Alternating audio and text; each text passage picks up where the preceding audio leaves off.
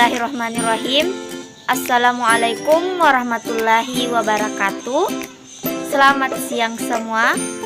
Video ini dibuat untuk menyelesaikan tugas kelompok pada mata kuliah Strategi Pembelajaran Matematika dengan dosen pengampu Ibu Reski Amalia AR, SPD MPD. Kami dari kelompok 1 yang terdiri atas 5 anggota yang masing-masing bekerja sama dalam pembuatan video ini. Pada kesempatan ini, saya akan memandu materi presentasi. Namun sebelum masuk ke dalam materi, izinkan kami memperkenalkan diri terlebih dahulu. Saya sendiri Naslawati dengan NIM H0220001. Ada Siti Nurhalisa Samaewa H0220318, Hani Reskiani H0220337, Nur Rahmaka H0220021, dan Nurliah H0220516. Kami dari kelompok 1 akan membahas materi tentang pembelajaran konvensional atau teacher-centered e-learning. Assalamualaikum warahmatullahi wabarakatuh. Di sini saya akan membahas mengenai pembelajaran konvensional atau teacher-centered learning. Yang pertama, definisi teacher-centered learning. Pembelajaran konvensional adalah metode pembelajaran yang berpusat pada guru atau sering disebut dengan istilah teacher-centered learning, yang dimana proses pembelajaran ini berpusat pada guru. Artinya, guru sangat menentukan proses pembelajaran karena guru menjadi satu-satunya sumber ilmu. Selanjutnya, karakteristik teacher-centered learning. Pendekatan TCL ini memiliki karakteristik diantaranya: 1. Guru menjadi satu-satunya sumber belajar. 2. Guru memiliki kendali penuh dalam pembelajaran. Dan yang ketiga, menggunakan metode ceramah dalam pembelajaran atau satu arah. Selanjutnya, langkah-langkah pembelajaran teacher-centered learning. Tahap pertama adalah tahap pembukaan. Tahap pembukaan ini tahap di mana guru memberikan persepsi terhadap siswa dan memberikan motivasi kepada siswa tentang materi yang diajarkan. Tahap kedua adalah tahap pengembangan. Tahap ini adalah proses pelaksanaan pembelajaran dengan penyajian materi secara verbal. Tahap ketiga adalah tahap evaluasi. Tahap ini guru membuat kesimpulan materi pembelajaran serta mengecek pemahaman siswa dengan memberikan latihan soal. Selanjutnya, kelebihan dan kekurangan metode teacher-centered learning. Yang pertama, kelebihan metode teacher-centered learning. 1. Guru mudah menguasai kelas. 2. Mudah mengorganisasikan tempat duduk atau kelas. Dan yang ketiga, dapat diikuti oleh jumlah siswa yang besar. Yang kedua adalah kelemahan metode teacher-centered learning. 1. Mudah menjadi verbalisme. Yang kedua, mematikan kreativisme peserta didik. Dan yang ketiga, menyebabkan siswa menjadi pasif. Selanjutnya, contoh penerapan teacher-centered learning. Pembelajaran matematika di sekolah-sekolah masih menggunakan cara konvensional. Guru lebih memfokuskan pada penghafalan rumus untuk memecahkan masalah. Untuk memecahkan masalah dalam matematika, fokus guru lebih menekankan siswa untuk menghafal rumus daripada membantu siswa memahami konsep matematika. Macam-macam pembelajaran konvensional. Yang pertama yaitu metode ceramah. 1. Definisi dari metode ceramah. Metode ceramah dapat diartikan sebagai cara menyajikan pelajaran melalui penuturan secara lisan atau penjelasan langsung kepada sekelompok siswa. Kemudian yang kedua, karakteristik dari metode ceramah. Metode ceramah ini mempunyai karakteristik, yaitu metode pembelajaran dilakukan dengan cara penyampaian materi pembelajaran secara verbal, di mana verbal ini artinya bertutur secara lisan merupakan alat utama dalam melakukan metode pembelajaran ini. Kemudian yang ketiga, langkah-langkah metode ceramah.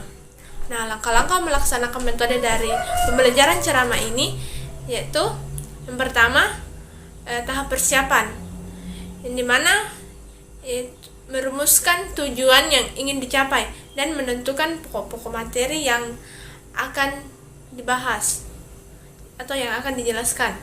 Kemudian yang kedua, tahap pelaksanaan. Nah, di tahap pelaksanaan ini lagi terbagi.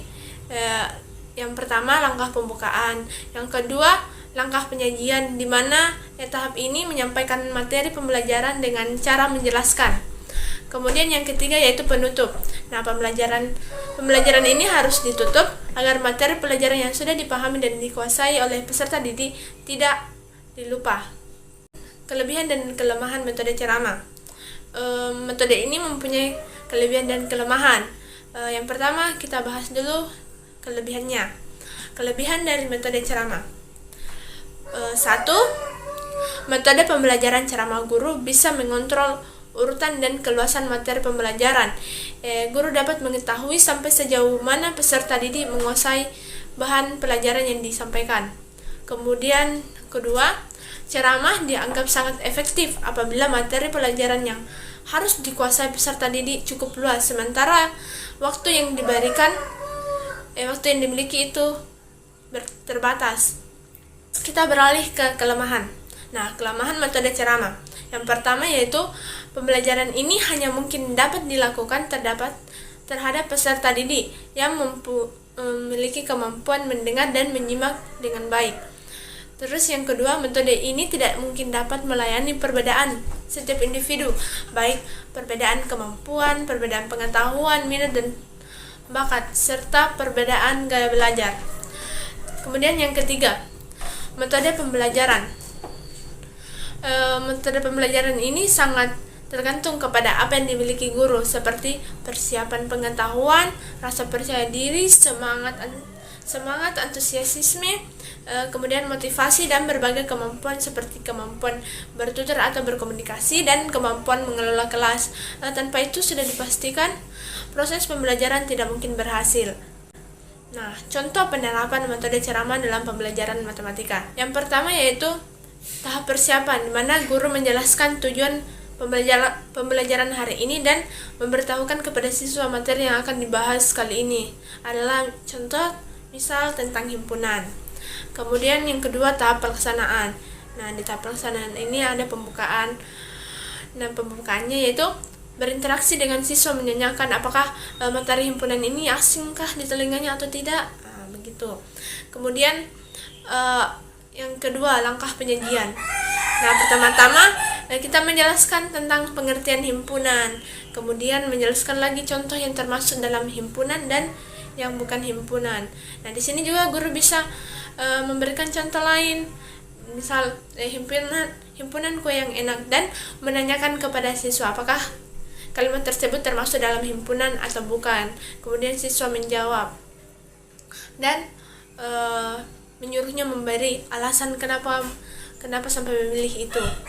Ya, terus yang ketiga yaitu langkah penutup, di mana kita menanyakan kepada siswa siapa yang dapat memberikan simpulan pada materi himpunan kali ini. Metode pembelajaran ekspositori. Nah, menurut Sanjaya, metode pembelajaran ekspositori adalah metode pembelajaran yang menekankan pada proses penyampaian materi secara verbal. Jadi di sini guru dalam menyampaikan materinya itu dilakukan secara lisan kepada siswanya, dengan harapan siswa dapat menguasai dan memahami materi yang disampaikan sesuai dengan tujuan yang telah ditentukan. Selanjutnya yaitu karakteristik metode pembelajaran ekspositori. Nah, secara umum ada 3 karakteristik dari metode pembelajaran ekspositori.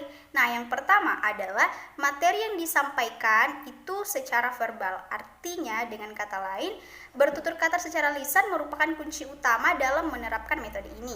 Nah, yang kedua adalah materi pembelajaran yang disampaikan merupakan materi yang sudah jadi. Contohnya seperti data atau fakta atau konsep-konsep tertentu yang harus dihafal sehingga tidak menuntut siswa untuk berpikir secara dua kali.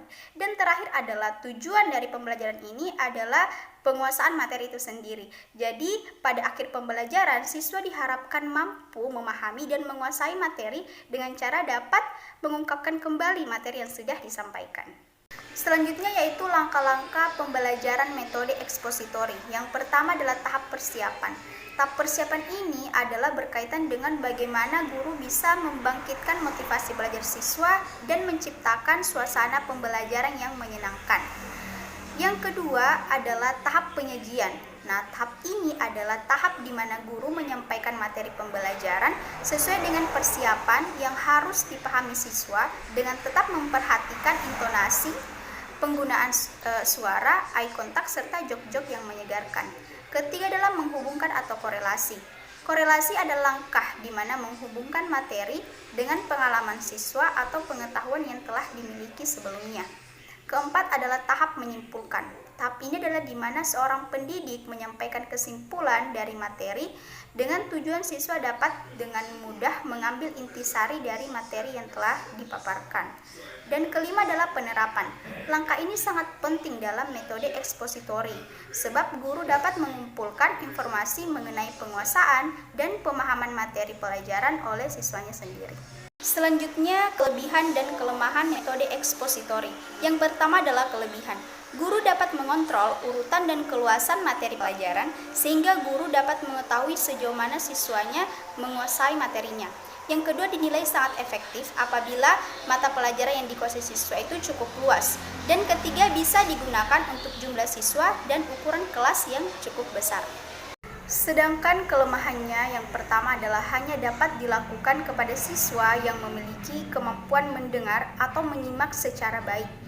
Yang kedua adalah tidak dapat melayani perbedaan karakter belajar siswa, baik perbedaan kemampuan, pengetahuan, maupun gaya belajarnya. Yang ketiga adalah sulit mengembangkan kemampuan siswa dalam hal kemampuan sosialisasi maupun hubungan interpersonal antar siswa di lingkungan kelas. Dan keempat adalah keberhasilan proses pembelajaran tergantung dari guru. Artinya guru harus memiliki kemampuan bertutur atau berkomunikasi dan mengolah teks yang baik. Karena tanpa itu guru tidak dapat menyampaikan materi secara maksimal. Dan yang terakhir adalah gaya komunikasi satu arah, sehingga kesempatan mengontrol pemahaman siswa terbatas pula.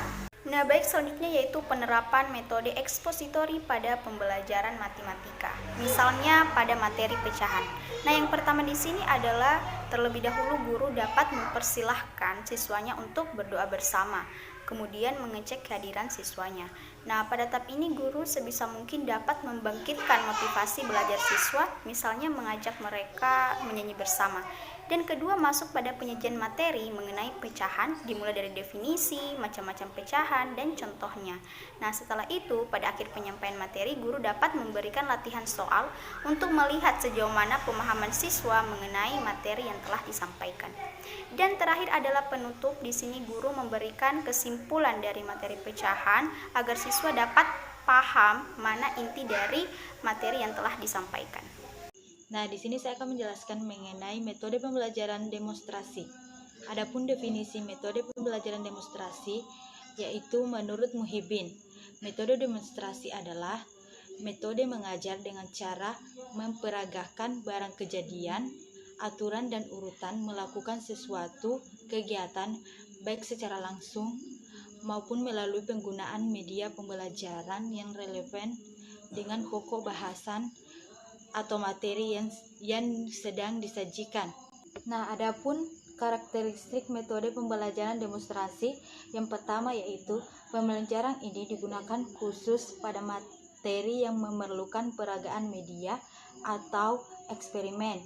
Yang kedua, metode penyajian pelajaran dilakukan dengan cara memperagakan dan mempertunjukkan kepada peserta didik tentang suatu proses, situasi atau benda tertentu, baik sebenarnya atau sekedar tiruan. Yang ketiga yaitu demonstrasi tidak terlepas penjelasan secara lisan oleh guru. Dan yang terakhir yaitu peran peserta didik hanya sekedar memperhatikan, akan tetapi demonstrasi dapat menyajikan bahan pelajaran lebih konkret. langkah-langkah pembelajaran demonstrasi. Adapun langkah-langkah pembelajaran demonstrasi adalah sebagai berikut. Yang pertama, tahap persiapan. Tahap persiapan adalah tahap di mana guru merumuskan tujuan yang harus dicapai dan mempersiapkan garis-garis besar langkah-langkah demonstrasi yang dilakukan. Dan yang kedua, tahap pembukaan. Di mana tahap pembukaan, seorang guru mengatur segala hal-hal yang berkaitan dengan proses pelaksanaan demonstrasi di antara pengatur tempat duduk, mengemukakan tujuan pembelajaran kepada siswa, serta mengemukakan tugas-tugas yang harus dilakukan oleh siswa, misalnya mencatat hal-hal penting dari pelaksanaan demonstrasi nanti. Adapun kelebihan dan kelemahan metode demonstrasi. Kelebihan metode demonstrasi. Yang pertama, dapat membuat pelajaran menjadi lebih jelas dan konkret. Kedua, siswa lebih mudah memahami apa yang dipelajari. Ketiga, proses pengajar lebih menarik. Dan yang terakhir, lebih efektif dibandingkan dengan penjelasan dari pendidik. B. Kelemahan metode demonstrasi. Yang pertama, memerlukan keterampilan guru secara khusus, karena tanpa ditunjang dengan hal itu, pelaksanaan demonstrasi akan tidak efektif. Kedua, memerlukan fasilitas yang memadai jika menggunakan media pembelajaran saat demonstrasi. Dan yang ketiga, memerlukan persiapan dan perencanaan yang cukup matang. Dan yang terakhir, tidak semua benda atau alat dapat didemonstrasikan. Contoh penerapan metode pembelajaran demonstrasi dalam pembelajaran matematika, yaitu materi bangun ruang. Sebelumnya guru menjelaskan terlebih dahulu apa yang disebut dengan bangun ruang dan bagaimana metode demonstrasi yang diterapkan. Kemudian, guru menyediakan alat peraga yang berhubungan dengan bangun ruang, misalnya jaring-jaring kubus atau balok, yang dapat menunjang proses pembelajaran. Ketika guru menyampaikan materi, para siswa memperhatikan dan mendemonstrasikan apa yang dipelajarinya, misalnya membuat jaring-jaring bangun ruang. Pada akhir pembelajaran, guru menyampaikan kesimpulan dan memberikan latihan soal mengenai bangun ruang. Sekian dan terima kasih. Assalamualaikum warahmatullahi wabarakatuh.